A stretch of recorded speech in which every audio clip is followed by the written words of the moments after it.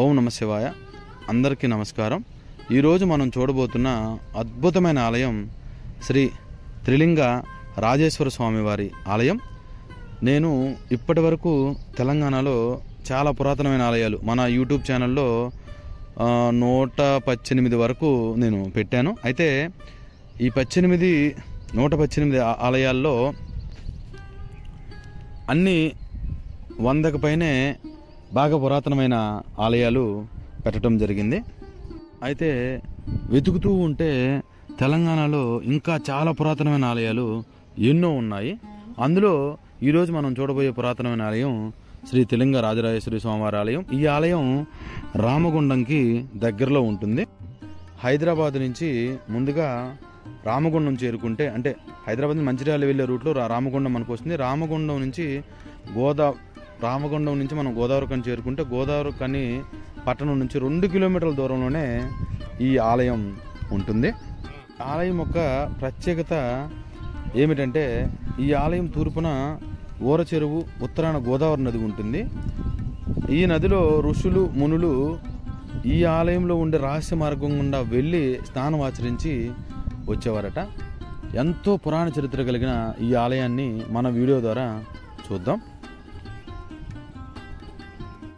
ఈ ఆలయాన్ని చూడండి. ముందు ఉన్న శివలింగం, అక్కడ ఉన్నటువంటి నందీశ్వరు వారు, చుట్టుపక్కల రాళ్ల మీద ఉండే దేవతామూర్తుల యొక్క విగ్రహాలు అసలు ఎంత అద్భుతంగా చెక్కబడినాయంటే చూడండి ఒక్కసారి మన వీడియో ద్వారా. ఇక్కడ ఆలయం చుట్టూ కూడా ఇలాంటి శిల్పాలు ఎన్నో ఉంటాయి. అలా మనం కొంచెం ముందుకు కానీ వెళ్తే ఇక్కడ ఎంతో పురాతన కాలం నాటి పిల్లర్ల మధ్యలో మనకి ఓం నమ శివాయ ఆ బోర్డు నుంచి కొంచెం ముందుకెళ్తే మనకి స్వామివారి దర్శనం మనకు కలుగుతుంది. అసలు ఈ పురాతనమైన పిల్లర్లు చూడండి ఒకసారి మన వీడియోలో. ఎంత అద్భుతమైన పురాతనమైన ఆలయం అంటే అసలు ఈ ఆలయం గురించి ఎంత చెప్పుకున్నా తక్కువే. చాలామందిని నేను రామగుండంలో ఆలయాలను అడిగితే ఈ ఆలయం గురించి అయితే చెప్పలేదు. ఇక్కడ ఉన్నటువంటి త్రిలింగ రాజరాజేశ్వర స్వామివారి ఆలయం ఎంతో ప్రసిద్ధి చెందిందని ఇక్కడ మందని దగ్గరికి నేను వచ్చినప్పుడు మందని ఆలయ పూజారి గారు చెప్పడం వల్ల నేను ఈ ఆలయానికి వచ్చాను. అసలు ఈ చుట్టూ చూడండి ఎంత విశాలమైన ప్రాంగణంలో మర్రి చెట్టు కింద కానీ ఈ పిల్లర్లు, ఈ స్వామివారి యొక్క విగ్రహం, అక్కడ వీరభద్ర స్వామివారి విగ్రహం చూడండి, ఇక్కడ వినాయకుడు స్వామివారు, అద్భుతమైన పురాతనమైన కట్టడాన్ని జనగామ, అంటే ఈ ఆలయం కొలువి ఉన్న గ్రామాన్ని జనగామ అంటారు. 12వ శతాబ్దంలో కాకతీయుల కాలంలోనే ఇక్కడ జైనులు ఈ ఆలయాన్ని నిర్మించారని ఇక్కడ శిలాశాసనం ఉన్నాయి. ఈ ఆలయాన్ని మొత్తం 16 పూలు అంటే ఇందాక మనం చూసిన స్తంభాలు మొత్తం ఇసుకరాయితో నిర్మించారు. అలాగే ఈ ఆలయం చుట్టూ కూడా ఎంతో పురాతనమైన శిల్పాలన్నీ అదొక అద్భుతమైన రాళ్ల మీద చెక్కడం జరిగింది. ఈ ఆలయానికి ఉత్తరాదినే గోదావరి నది ఉంటుంది. ఈ నదిలోనే ఋషులు మునులు ఈ ఆలయం నుండి రహస్య మార్గం గుండా వెళ్ళి స్నానం ఆచరించేవారు. అయితే ఈ ఆలయంలో ప్రతిరోజు ప్రత్యేకమైన పూజలు ఎన్నో జరుగుతాయి.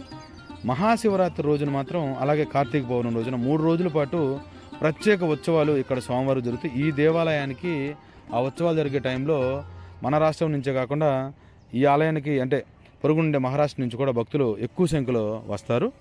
శ్రీ త్రిలింగ రాజరాజేశ్వరి స్వామి వారి యొక్క ఆలయం చుట్టూ మనం తిరుగుతూ ఉంటే ఎన్నో చిన్న చిన్న ఉపాలయాలు ఉంటాయి. అందులో ఈ ఆలయానికి వెనక పక్కనే ఉండే నాగమ్మ తల్లి వారి యొక్క ఆలయం. ఈ ఆలయానికి ఉత్తరం దిక్కున ఉంటుంది. అలాగే ఈ సువిశాలమైన ప్రాంగణంలో చిన్న చిన్న ఆలయాలతో పాటు ఓ పురాతన కాలం నాటి ఆ బావి కూడా ఉన్నది. ఆ బావిని ఈ మధ్య మరమ్మతులు చేశారు. ఈ ఆలయం ముందే స్వామివారి రథం, అలాగే చుట్టూ ఉన్న ఈ పరిసర ప్రాంతాలని ఎంతో అద్భుతంగా తీర్చిదిద్దారు. ఈ ఆలయానికి ఎదురుగానే పురాతనమైన ఆలయం ఇక్కడ ఉంది. ఈ ఆలయానికి ఉన్నటువంటి స్తంభాలన్నీ కూడాను కూలిపోయాయి. కొన్ని స్తంభాల మీద ఈ యొక్క పిల్లర్లపైనే నిలబడ్డాయి.